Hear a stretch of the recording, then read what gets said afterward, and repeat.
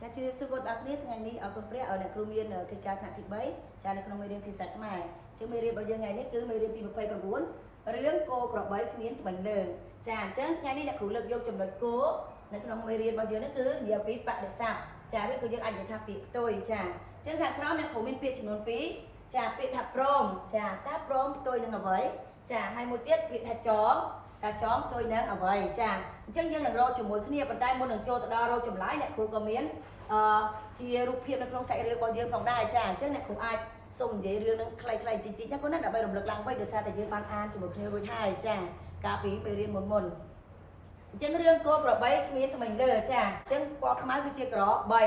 ហើយពណ៌សដែលមានខ្មៅតិចៗនេះគឺជាគោចាអញ្ចឹងថ្ងៃមួយនោះគឺកសិករតែងតែយកគោនោះទៅស្រែដើម្បីរកស្មៅអីចឹងទៅហើយក៏គាត់ជួនគឺខ្លាបានមកចាមករកចំណីទៅក៏ឃើញគោចាហើយក៏មានចិត្តឆ្ងល់ថាបងគោមានមាឌធំណាស់ហេតុអីក៏ព្រមឲ្យចាមនុស្សមានមាឌតូចចងទឹមរាល់ថ្ងៃចាអញ្ចឹងគោក៏ឆ្លើយទៅខ្លាថាដោយសារតែមនុស្សមានមាឌតូចតែមានប្រាជ្ញាអញ្ចឹងខ្លាក៏ឆ្ងល់ថាប្រាជ្ញាគឺជាអ្វីខ្លាក៏ទៅសួរចាកសិករ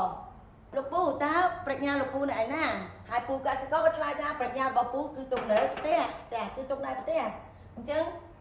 ពូកសិករក៏និយាយថាបើខ្លាឯងចង់ឃើញខ្លាឯងត្រូវតែចាឲ្យខ្ញុំចងចាចងខ្លាឯងព្រោះអីបើខ្ញុំអត់ចងគឺខ្លានឹងស៊ីគោក្របីខ្ញុំហើយពេលនោះខ្លាហេតុតែចង់ដឹងថាប្រាជ្ញាជាអ្វីក៏ចានេះចងចាអញ្ចឹងក៏ព្រមចាក៏យល់ព្រមឲ្យកសិករនឹងចងចាចងខ្លួនជាមួយនឹងខ្សែហ្នឹងចាហើយគាត់ដឹងអត់ថានៅពេលដែល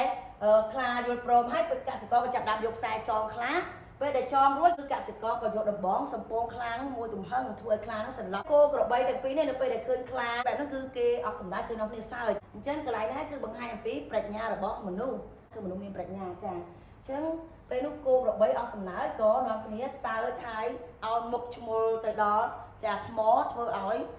បាក់ថ្មិញលើអស់រលីងចាអញ្ចឹងហើយបានជាមានរឿងគោក្របីគ្មានត្បិចលើចាអញ្ចឹងកន្លែងមកមើល